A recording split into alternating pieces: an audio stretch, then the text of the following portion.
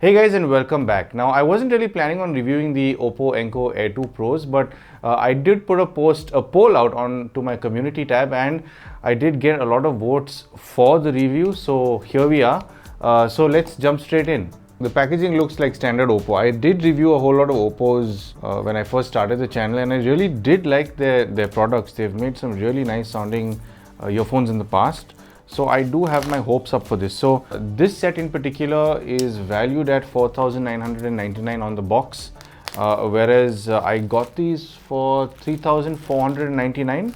And what's really odd about this is you can't buy these on Flipkart or Amazon. You have to go to the OPPO site, which will let you buy it there, and they send it to you via Blue Dart. I find that a bit odd, but here we are. And another thing that does worry me a bit, there is a mention on the website that it's not a specific 6 or 12-month warranty. Now, they've not really mentioned how long the warranty is, so I have avoided reviewing earphones that have anything less than a year's worth of warranty, because I found that usually those are scams. There's no real company you can get in touch with to rectify any issues if you have. Whereas these OPPO, I'm pretty sure you can get in touch with them if you do have issues. Not that I'm expecting any issues. I didn't have any issues with my previous OPPOs. In fact, I had a set of W31s that I gave my mom to use. She's had it for almost 2 years. And the only reason why one of the earphones has packed up right now is both earphones and the case were accidentally put into a washing machine, so they've come out really clean, but only one earphone's working, and the case still does charge the one earphone,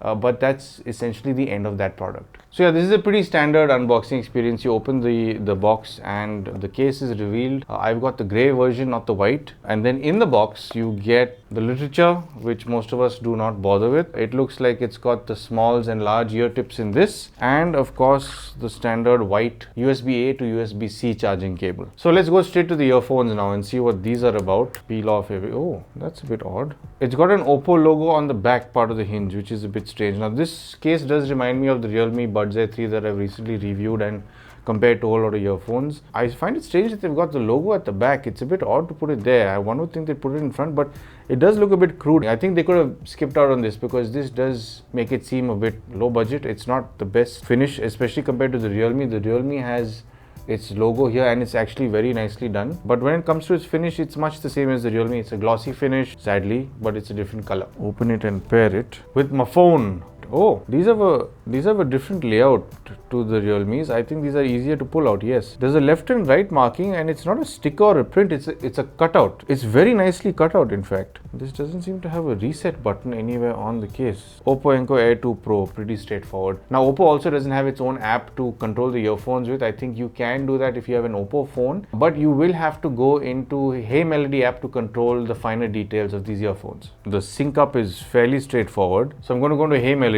According to this, all of them are at, well, the case and one earbud is at 80% and the right is at 70. You can control your transparency, noise cancelling mode, or put it off, echo, live, so on. Okay, let's check this out. So, there is a firmware update. Okay, so the earphones are now up to date. Let's go into the app and see what these are about. There's something called Echo Live sound effects, original sound, bass boost, clear. Oh, this is basically EQ modes. I'll actually reserve the EQ testing for my in-depth review. These do have a game mode, sync audio video, reduce lag for smooth latency feature. I thought I saw something about these having volume control. Yeah, here we go. It does have volume up and down. That's, I'd say, a one-up on the Realme Buds Air, because those don't have a volume control. And that's one feature I've always found really convenient. So I'll keep that on long touch and hold for volume up. I'd say feature-wise, it's already a bit better than the Buds Air. But the Buds Air does have its multi-device pairing, which is, in the price range, it's at its second to none. It's even, I think, better than the OnePlus Buds Z2. The Nothing Ear ones don't even have that feature. So anyway, that's it for the features. Let's see the build of the earphones. These are a bit easier to pull out than the Buds Air because of their layout, but these are bigger, I think, than the Buds Air. I'll have to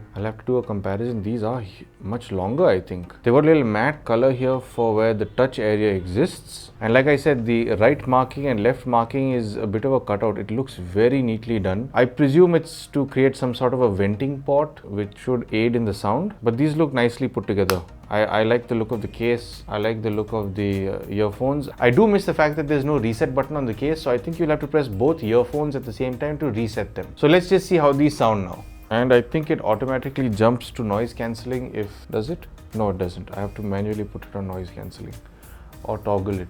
It seems to be doing a pretty good job. I can't hear my fan motor. I can't hear the traffic outside, which there is. I think these might have a slightly larger driver than the Buds Air 3, but that does not always convert to a better sound. So I will be doing an in-depth review of this before I do a comparison between these and the Buds Air 3. I'm listening to Seeds by Yoke Law. I discovered these guys fairly recently, in fact, maybe 4 or 5 months ago, and I do quite like their music.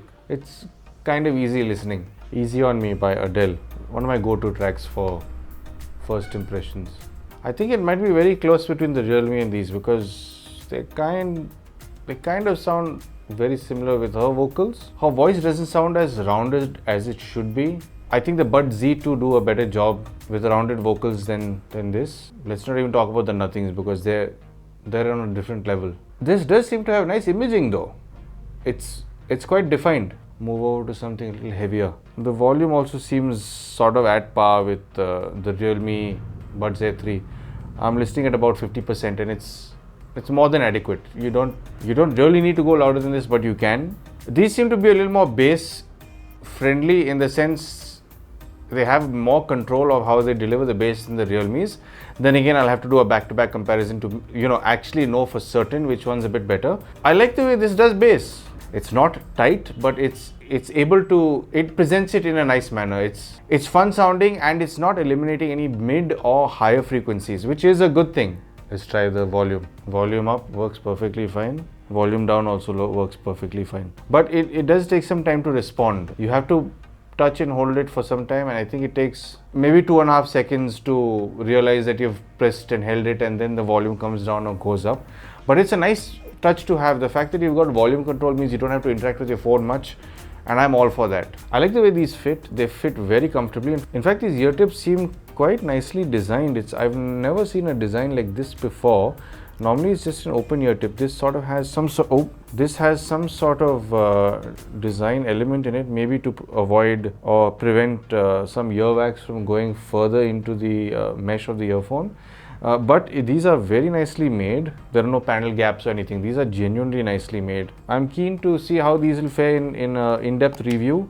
Of course, I will do the call testing there. I'm not sure how many microphones this has and how well it will do with the ENC. But I will be testing that as well, giving a call demo so you guys can decide whether it's good enough for your recipients or not. Of course, if you do like the content on my channel, you know exactly how to support it. And thank you for tuning into Paul's POV for some sound advice.